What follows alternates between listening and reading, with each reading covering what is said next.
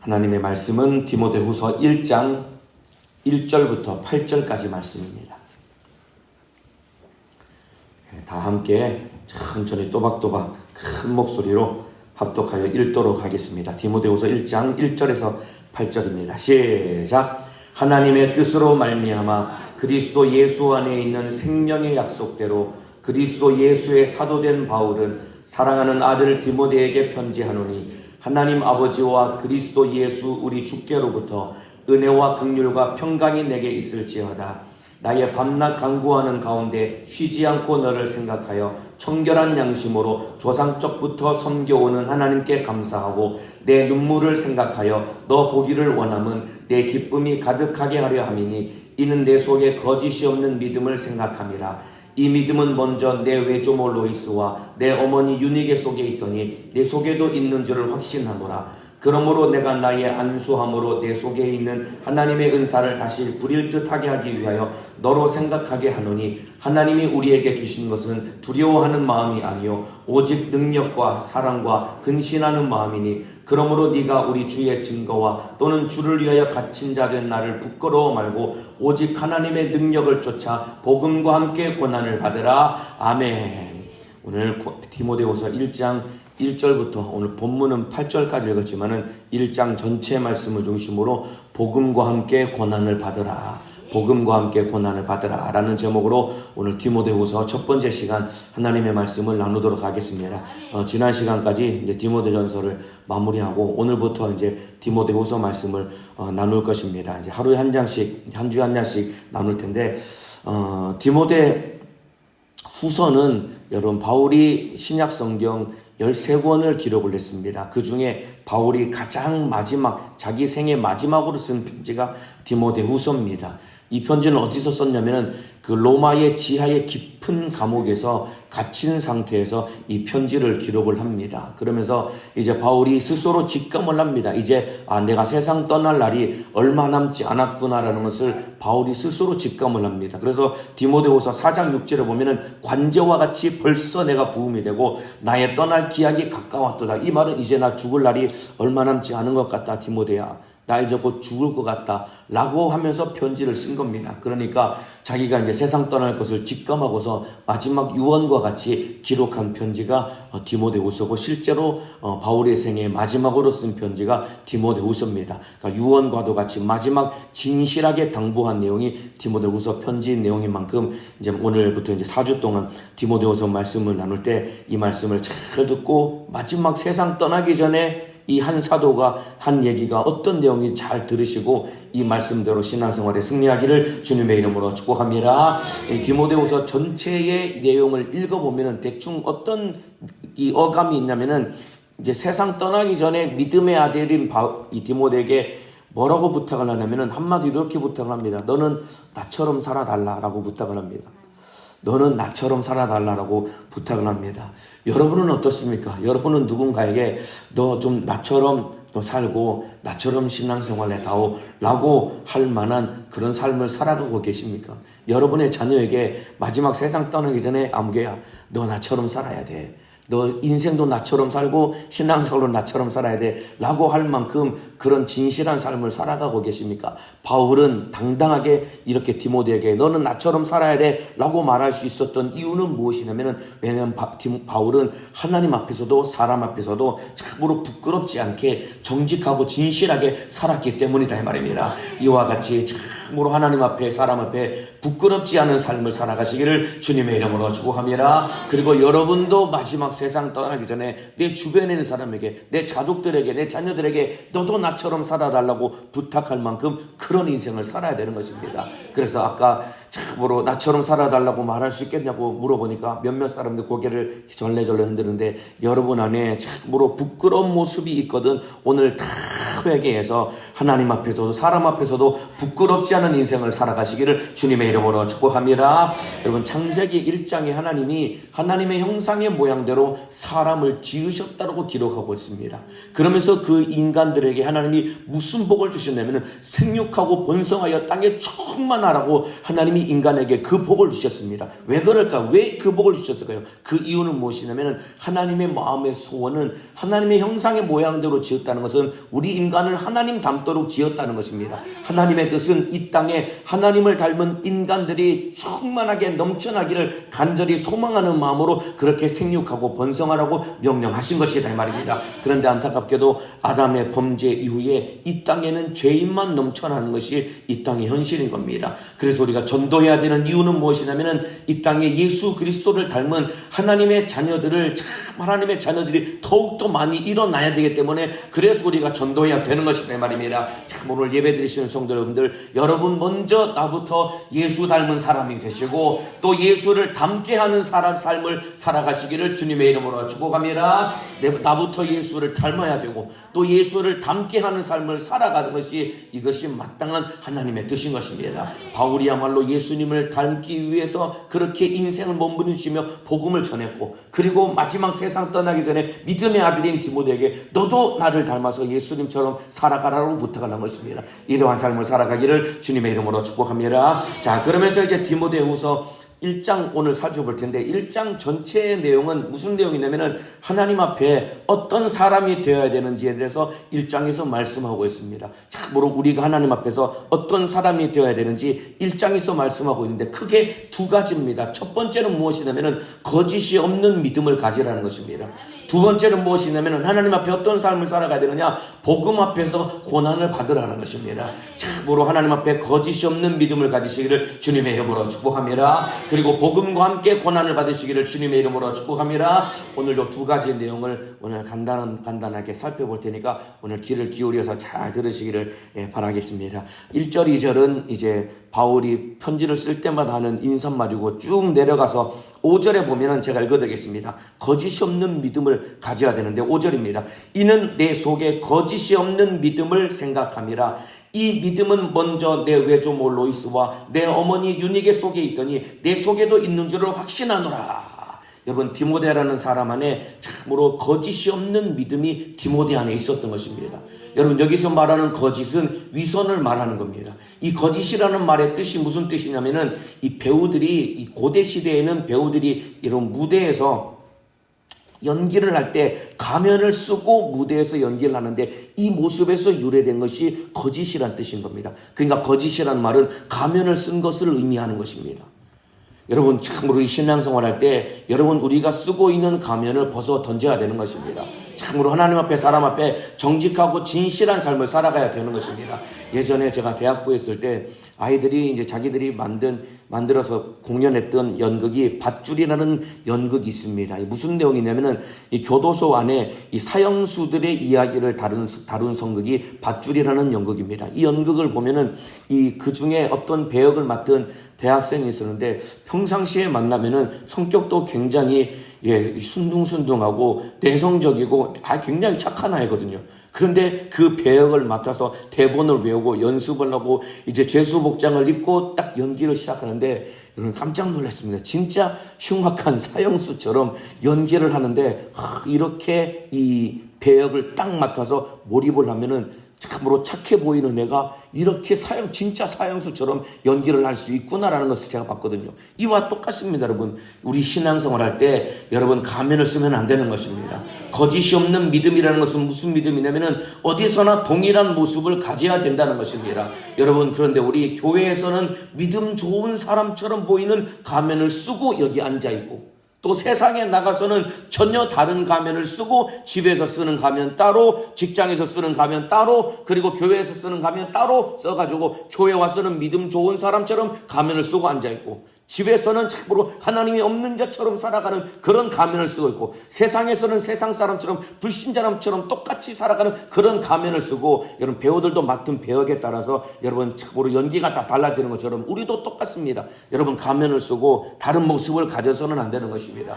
여러분 거짓된 가면을 다 벗어버리시기를 주님의 이름으로 축복합니다. 예, 특별히 여러분 교회에서의 모습과 집에서의 모습이 다른 부모 때문에 여러분 아이들이 여기서 여러분 상처를 받고 여기서 여러분 괴리감을 가지고 믿음에서 떠나게 되는 일들이 얼마든지 일어날 수 있는 것입니다. 왜냐하면 아이들이 복음이 가짜라고 생각하기 때문에 그렇습니다. 믿음은 거짓이 없어야 되는 것입니다. 그런데 우리 부모님 보니까 교회에서 너무 믿음 좋고 신실한 집사님의 모습인데 집에 와서는 전혀 믿음이 없는 불신자와 별반 다를 것, 자기 눈에 보기에도 불신자와 별반 다를 것 없는 모습을 가지고 가면을 쓰고 교회에서 믿음 좋은 사람인 척 하니까, 그러니까 여기서 참으로 믿음의 괴리감을 가지고 믿음에서 떠나는 일들은 얼마든지 있는 것입니다.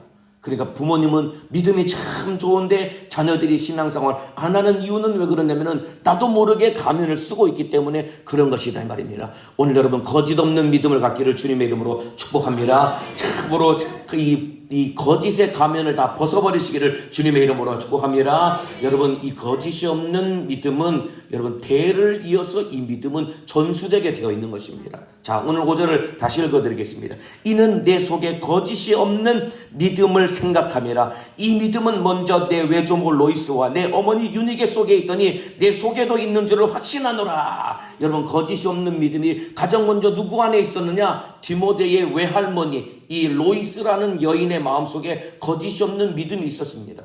믿음이 거짓이 없으니까 이 믿음은 당연히 대를 이어서 전수가 되는 겁니다. 이 믿음이 누구에게 전수가 되느냐? 그 딸인 유니게에게 이 믿음이 전수되고, 또 그 다음 그 믿음이 누구에게 전수되느냐? 그 외손자인 디모데에게까지 이 믿음이 전수가 된 것이다 이 말입니다. 그러니까 3대에 걸쳐서 믿음이 그대로 참으로 유업으로 물려지는 것입니다. 여러분 내 자녀들 우리 가족들이 신앙생활 잘하기 원하시면 큰소리로 아멘 하시겠습니다. 그렇다면 거짓이 없는 믿음을 가져야 되는 것입니다. 거짓이 없는 믿음은 가면을 벗어 던지라 하는 것입니다. 참으로 두 얼굴을 가져서는 안 되는 것입니다. 한번 따라합시다. 거짓이 없는 믿음. 더 큰 소리로 거짓이 없는 믿음. 여러분 거짓이 없는 믿음을 가지고 어디서든지 하나님 앞에 정직하고 진실하게 신앙생활하기를 주님의 이름으로 축복합니다. 여러분 저나 여러분은 얼마나 많은 가면을 쓰고 우리가 여기 앉아 있습니까? 여러분 참으로 오늘 기도할 때 여러분 모든 참으로 거짓된 가면을 다 벗어 던지시고 하나님 앞에 사람 앞에 정직하고 진실한 삶을 살아가시기를 주님의 이름으로 축복합니다. 그래서 하나님 앞에 어떤 사람이 되어야 되느냐? 거짓이 없는 믿음을 가져야 되는 것입니다.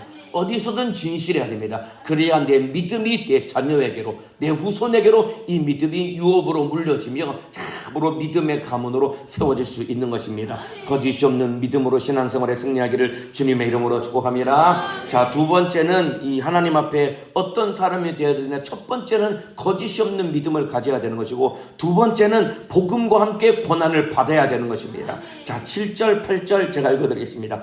하나님이 우리에게 주신 것은 두려워하는 마음이 아니요 오직 능력과 사랑과 근신하는 마음이니, 그러므로 내가 우리 주의 증거와 또는 주를 위하여 갇힌 자들 나를 부끄러워 말고 오직 하나님의 능력을 쫓아 복음과 함께 고난을 받으라. 복음과 함께 고난을 받으라고 믿음의 아들 디모데에게 명령하고 부탁하는 것입니다.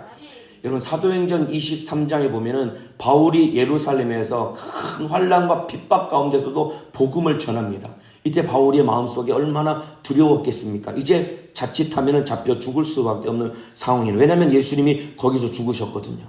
이때 그리고 그 야고보라고 하는 사도도 예루살렘에서 잡혀 죽었습니다. 자기도 죽을 수밖에 없는 상황 가운데 예수님이 밤에 환상 중에 바울에게 나타나십니다. 그리고 예수님이 직접 하시는 말씀이 뭐냐면, 바울아 너 두려워하지 말라. 네가 예루살렘에서 나의 일을 증거한 것 같이 넌 로마에서도 복음을 증거할 것이다. 내가 너 로마에 데려갈 것이다 라고 예수님이 그렇게 환상 가운데 말씀하시고 약속을 하십니다.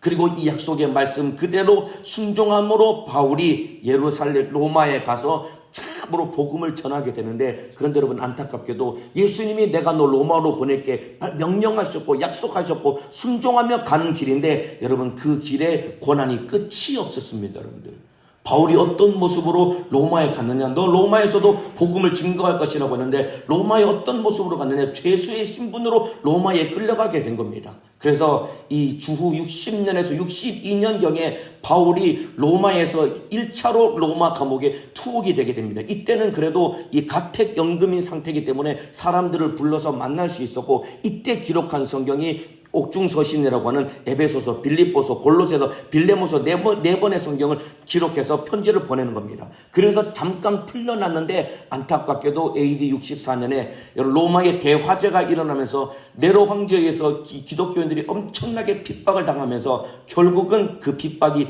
극에 달했을 때 바울도 잡혀서 로마 감옥에 갇히게 됩니다. 이때는 어떤 감옥에 갇히냐? 지하의 깊은 감옥에 갇혀서 엄청나게 고난을 당합니다. 그게 2차 투옥입니다. 그때 기록한 성경이 바로 디모데 후서를 기록한 겁니다. 그리고 마지막엔 결국은 로마에서 주님이 가라고 한 로마에 가서 결국은 참수형 목배임을 당해서 순교로 생을 마감하게 되는 겁니다. 주님이 너를 보내겠다고 명령하셨고 가라고 명령하셔서 순종해서 가는데 1차로 감옥에 투옥되고 2차로 감옥에 투옥되고 결국은 목배임을 당하면서 생을 마감하게 되는 것입니다. 이와 같이 여러분 복음과 함께 고난을 받아야 되는 것입니다.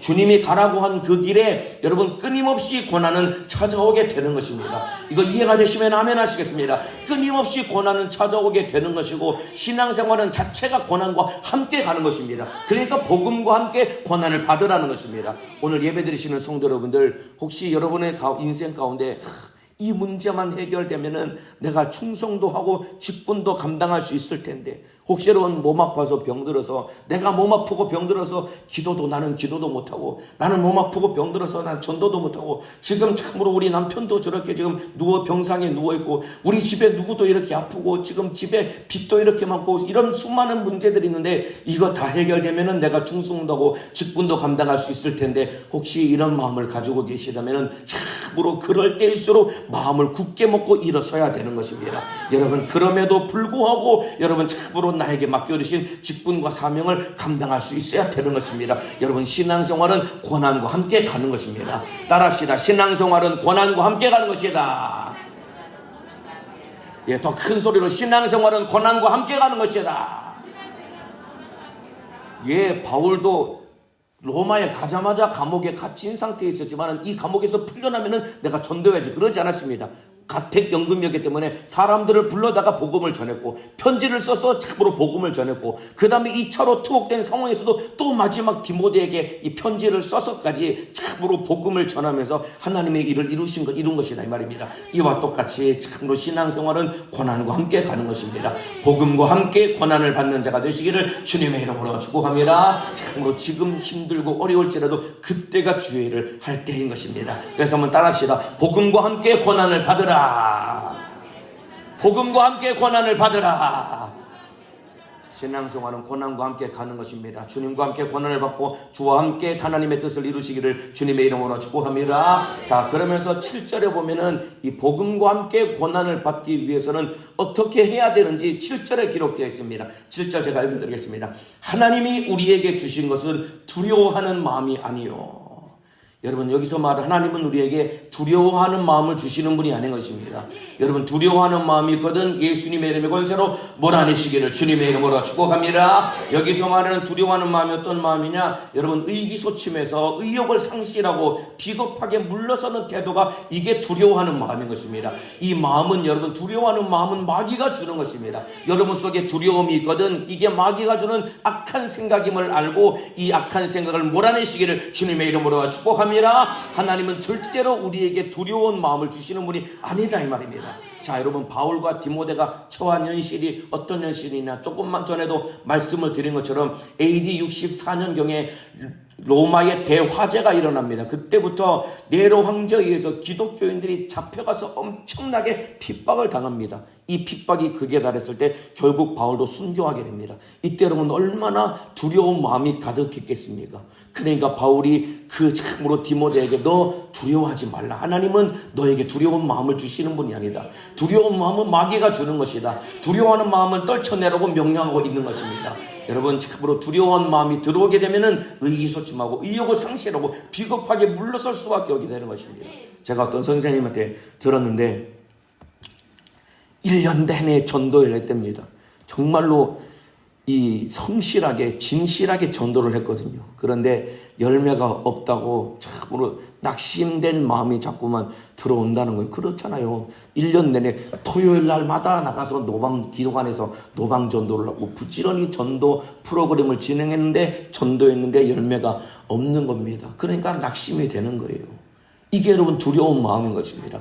여러분 참으로 어떤 상황에서도 의기소침하거나 낙심하지 말고 끝까지 열매를 거둘 때까지 인내하시기를 주님의 이름으로 축복합니다. 그래서 여러분 복음과 함께 고난을 받기 위해서는 두려워하는 마음을 이겨야 되는 것입니다. 여러분 속에 두려워하는 마음, 참으로 의기소침하고 의욕을 상실하고 비겁하게 만드는 이런 악한 생각들을 다 몰아내시기를 주님의 이름으로 축복합니다. 그러면서 그 뒤에 오직 능력과 사랑과 근신하는 마음이니, 여러분 마귀는 두려워하는 마음을 주지만은 하나님은 우리에게 무엇을 주시느냐? 능력을 주시는 분이시고 참으로 사랑을 주시는 분이시고 근신하는 마음을 주시는 분이 우리 안에 계신 하나님이다 이 말입니다. 그래서 하나님은 우리에게 능력을 주시는 분이기 때문에 하나님의 능력으로 영혼을 살려야 되는 것이고, 하나님이 주시는 사랑으로 영혼을 사랑해야 되는 것이고, 하나님이 주신 근신하는 마음으로 하나님 앞에 절제된 삶을 살아가야 되는 것이다 이 말입니다. 이해 안 하시면 아멘 하시겠습니다. 그래서 우리가 구해야 될 것은 하나님 나에게 능력을 주시옵소서, 그리고 나에게 사랑을 주시옵소서,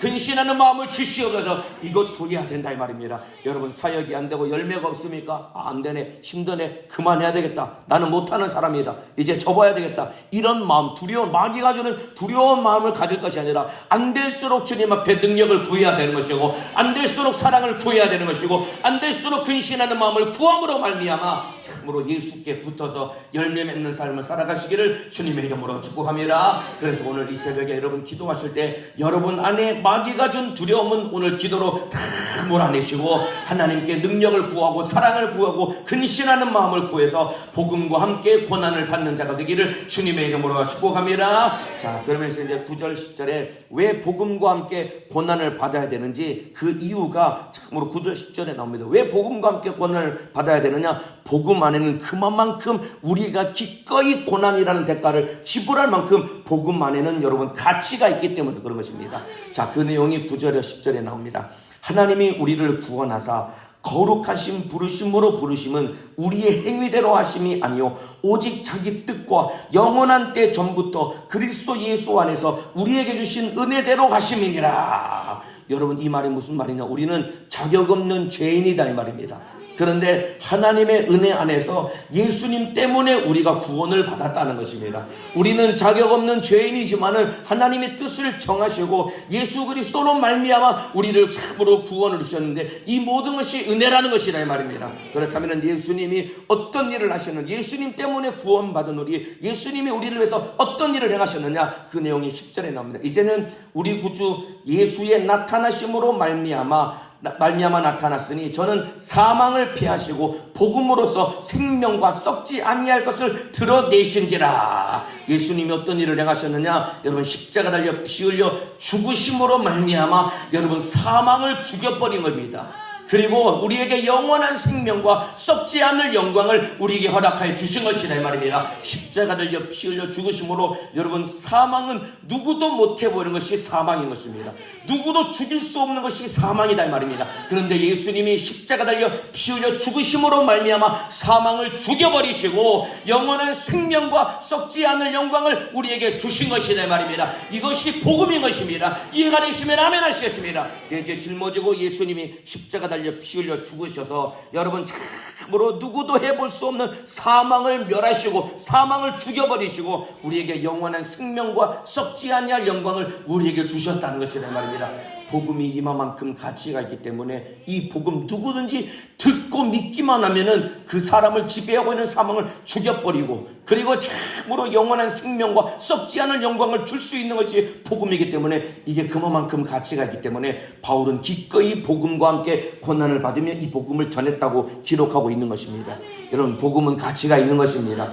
누구든지 이 복음을 믿기만 하면은 여러분 참으로 영원히 지옥에서 죽을 자가 영원히 천국에서 영생할 수 있는 있는 것입니다. 이 복음을 전하는 자가 되기를 주님의 이름으로 축복합니다. 복음과 함께 고난을 받는 자가 되기를 주님의 이름으로 축복합니다. 자, 그러면서 11절 12절에 내가 이 복음을 위하여 반포자와 사도와 교사로 세우심을 입었노라. 이를 인하여 내가 또 이 고난을 받되 부끄러워하지 아니함은 나의 의뢰한 자를 알고 또한 나의 의탁한 것을 그날까지 저가 능히 지키실 줄을 확신함이니라.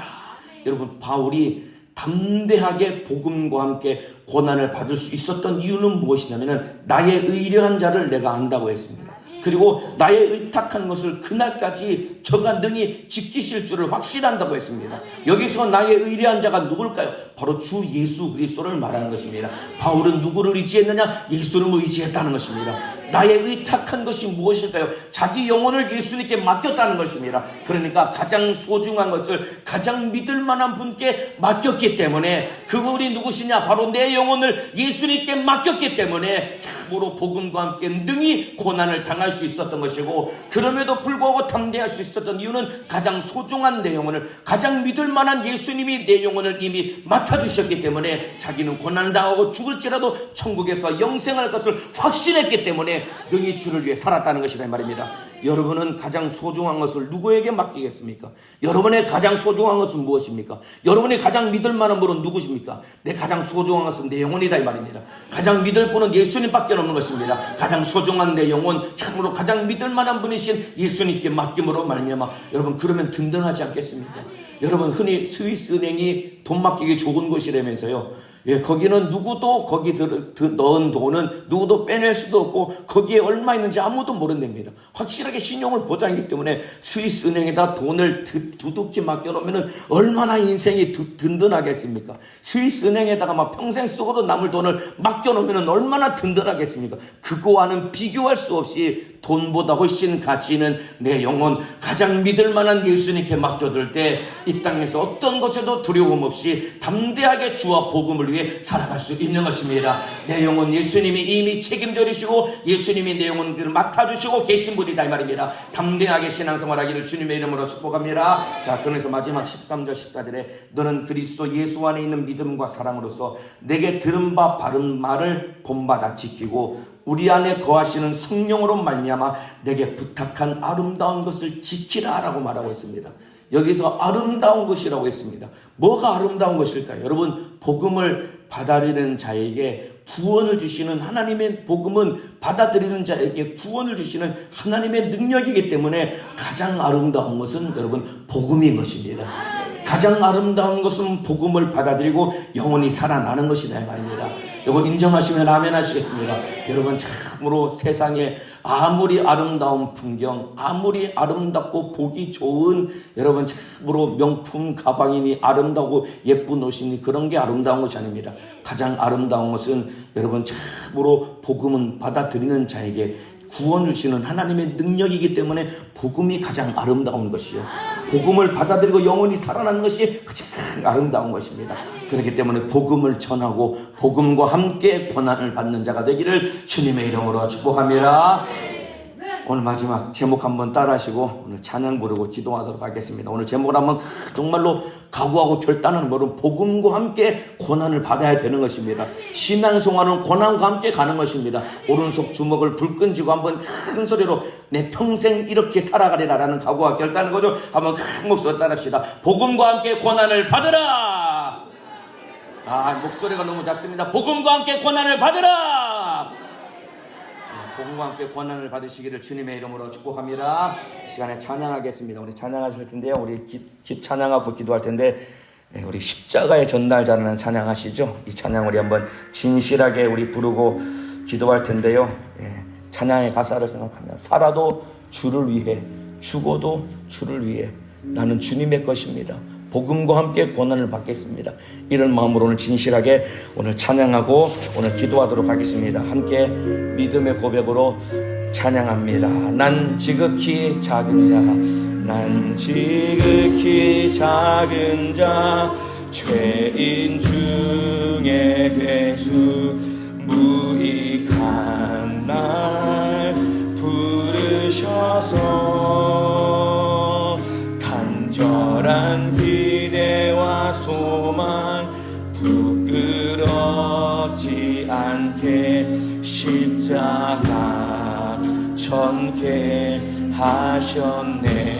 어디든지 가리라 어디든지 가리라 주 위에 서라면 나는 전하리 그 십자가 내 몸에 밴 십자가 그 보혈의 향기 온 세상 채울 때까지 이것이 가장 아름다운 것입니다. 살아도 주를 위해 죽어도 주를 위해 사나 죽으나 난 주의 것 십자가의 능력 십자가의 소망 내 안에 주만 오른손을 높이 들고 살아도 주를 위해 살아도 주를 복음과 함께 고난을 받으라고 주님이 명령하고 계십니다. 사나 죽으나 난 주의 것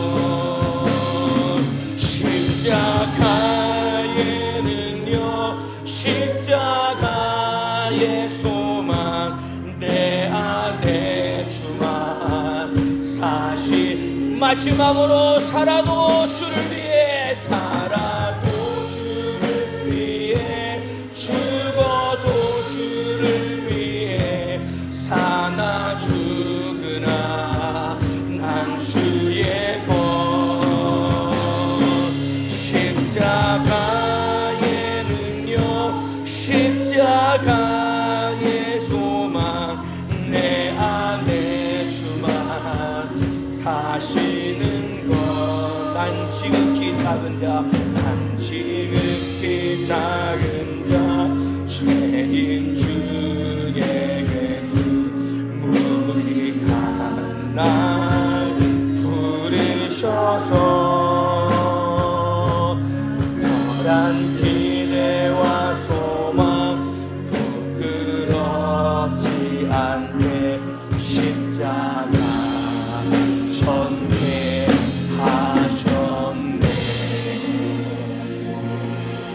조용히 두 눈을 감고 두 손을 번쩍 들겠습니다.